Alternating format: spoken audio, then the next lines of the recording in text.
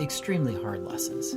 But there's also a sweetness, and it actually goes to the core of the identity of our relationship with God, right? He treats us as a father. Yeah. He wants us to be like a child to him. Yeah. Welcome, everyone, to Breaking Bread, the podcast brought to you by Apostolic Christian Counseling and Family Services. It is great to have you along. Arlan Miller's with me. Hi, Arlan. Hey, Matt. It's good to be here. Let's start with a game, Arlan. All right. Okay. I've got a list of words. You have to guess the synonym. Okay. I don't like your games, Matt, but Yeah. I'll play along. Here we go. Unpredictability, unreliability, riskiness, chanciness, unsureness, changeability. The synonym for all of those words? Yes. Unknown? Yes. Unknown, uncertain. Or you could say 2020. Yeah, for sure, right? With everything going on right now. If we can't laugh about it, we'd cry about it. Right. Because it's real.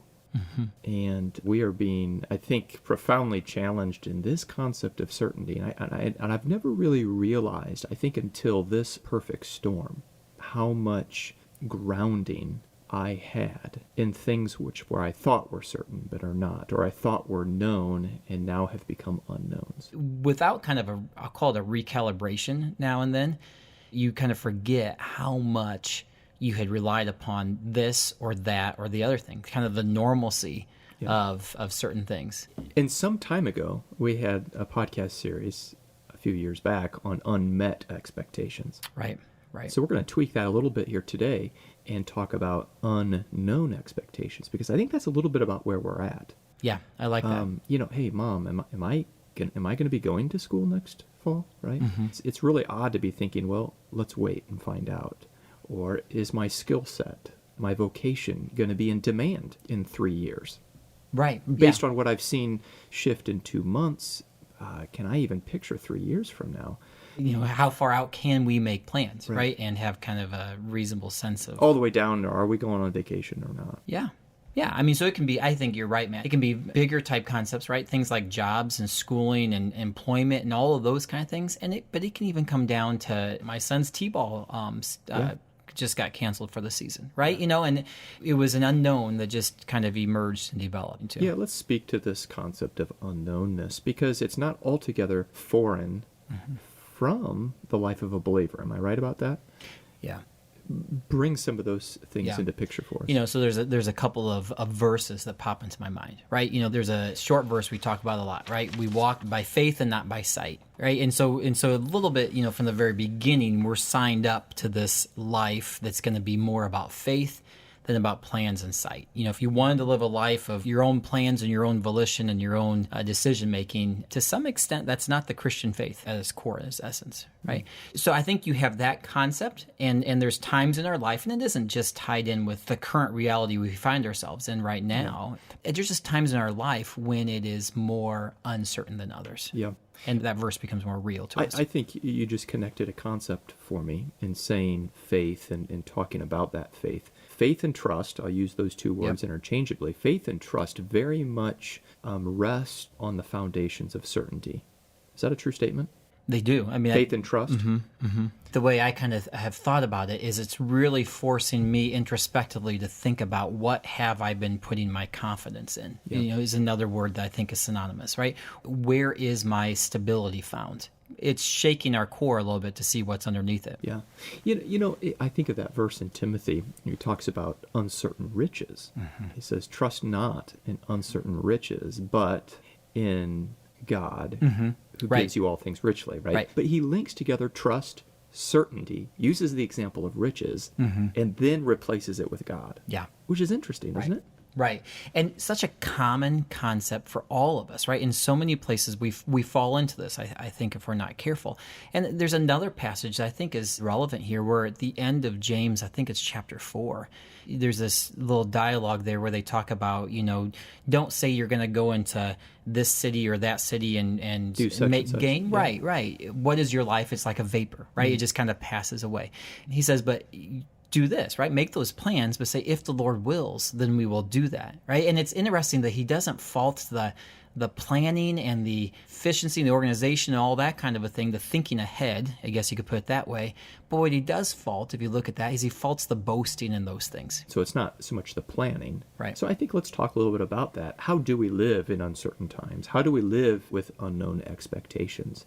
Certainly, there is a skill set here that God has equipped us with to live in our realities. And let me actually preface it with this little anecdote, and then I'll let you respond to that. I had a conversation with a sister in our church who has a son in the Middle East.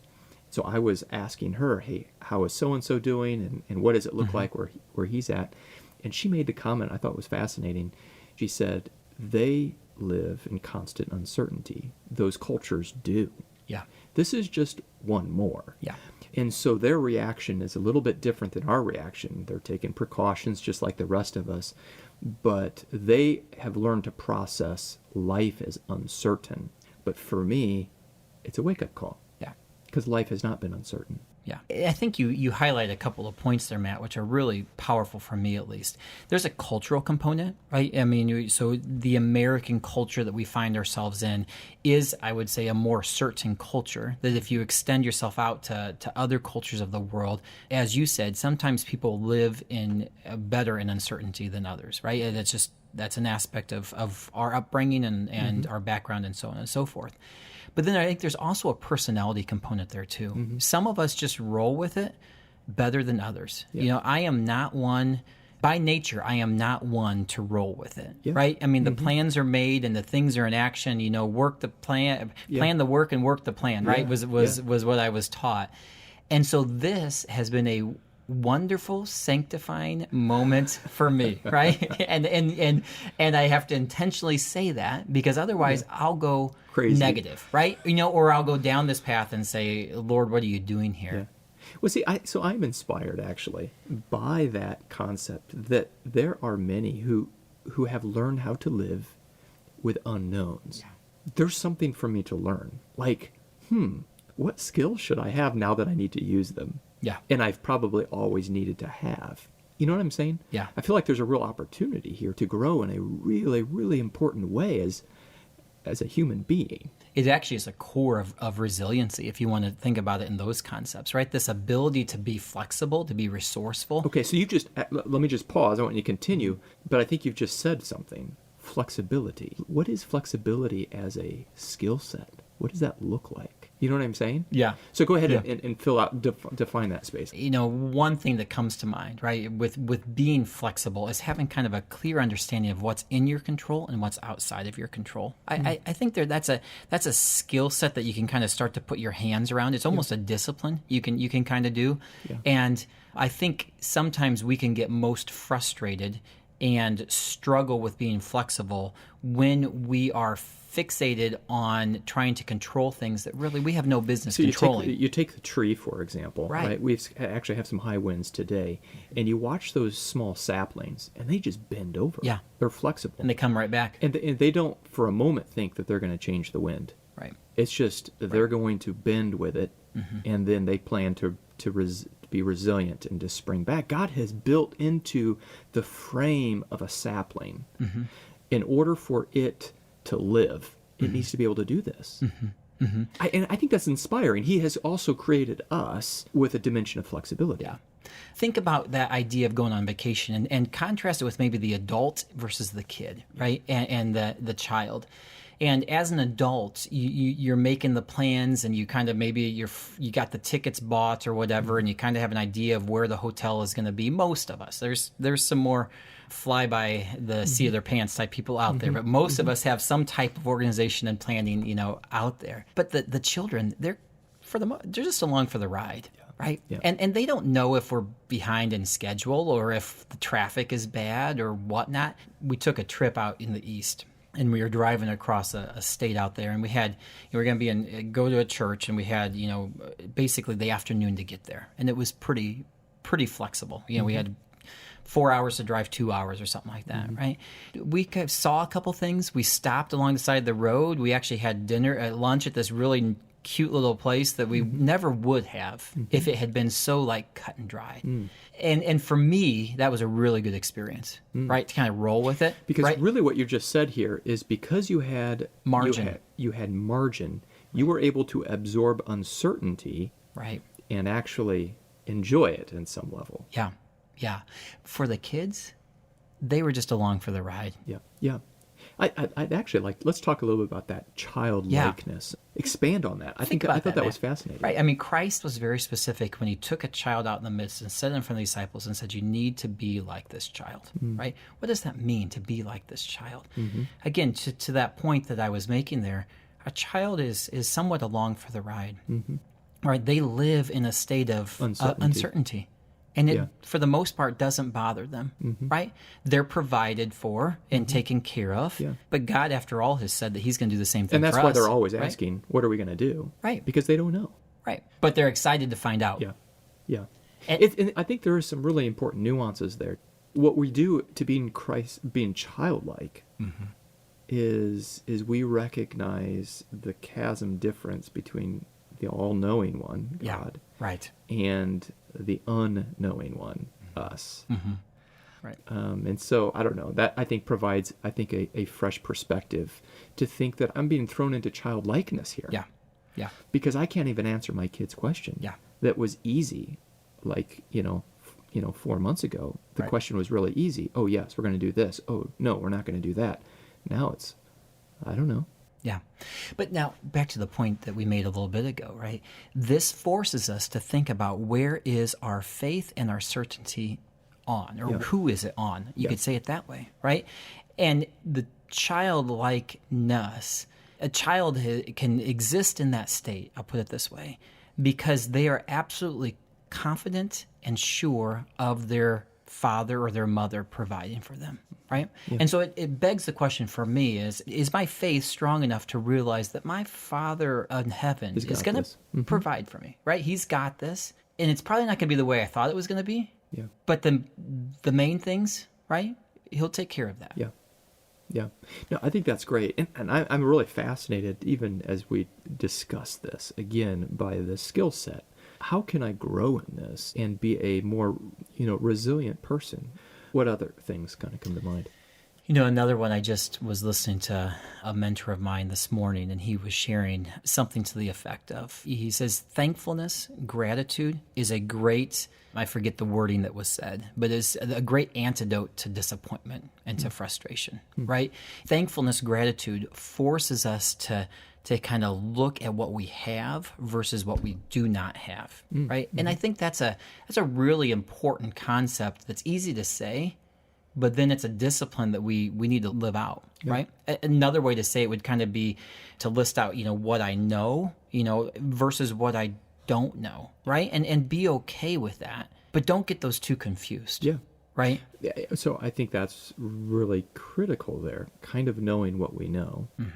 And almost as to say, what can I do, right? Kind of, I guess, a corollary to knowing what's in and outside of your control. But once we identify what's in our control, then to act prudently in that space. Right. To go back to the vacation analogy, right? When I think about the trips we've taken with our kids and so on and so forth, to some extent, I'm open to their thoughts and their planning and that kind of a thing.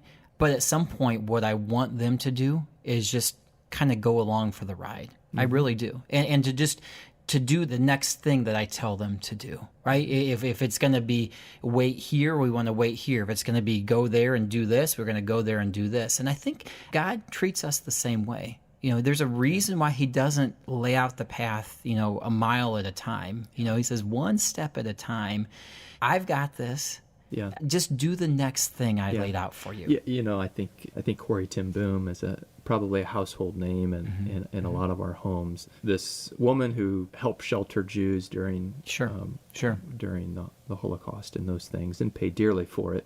And she gives a similar story when she was asking her father about something, and her father responds to her because she was not ready and old enough to handle the news of what she asked. Said, Corey, when do I give you a ticket to get on the train? Well, you don't give it to me until we're at the train station, nearly ready to get It's a on smart the train. man. And that's when he gives Yeah. the substance, right? Yeah. He gives what's required for the moment. Could I picture this time as, yes, bringing me to childlikeness, but bringing me also, as Christ talks about the birds, right? Who cares for the day and doesn't think much about tomorrow? These are all very challenging lessons. Extremely. I would much rather have tomorrow known than today known only. But there is, extremely hard lessons. But there's also a sweetness about that. Yeah. And I think that sweetness is one of those things that's captured throughout the scriptures. And it actually goes to the core of the identity of our relationship with God, right? He treats us as a father. Yeah. He wants us to be like a child to him. Yeah. And that comes alongside this concept of trust in God, right? Which is right the answer.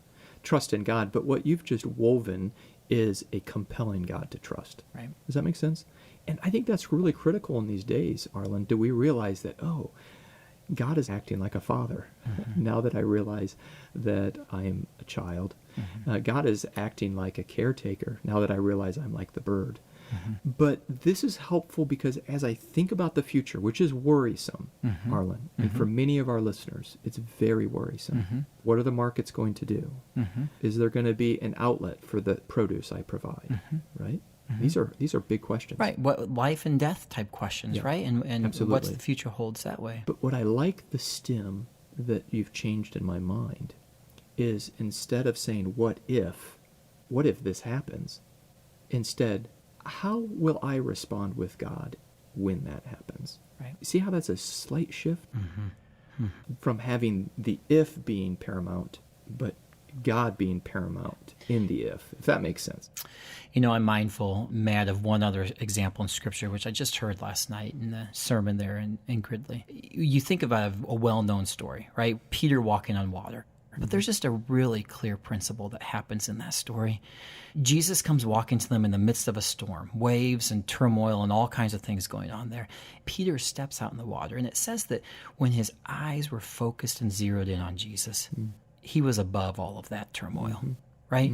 And then, very clearly, it says that when he takes his eyes off and looks away, suddenly he starts to sing. Boisterous, right? Just such a simple concept that I could do to remind myself every morning, right? Multiple times a day, saying, are my eyes laser focused on the certainty of Christ in this time? Yeah. The certainty of the God who's going to provide for me just like he does and has promised to do so for eons and eons and eons. And God has grown us in some important ways here, Arlan.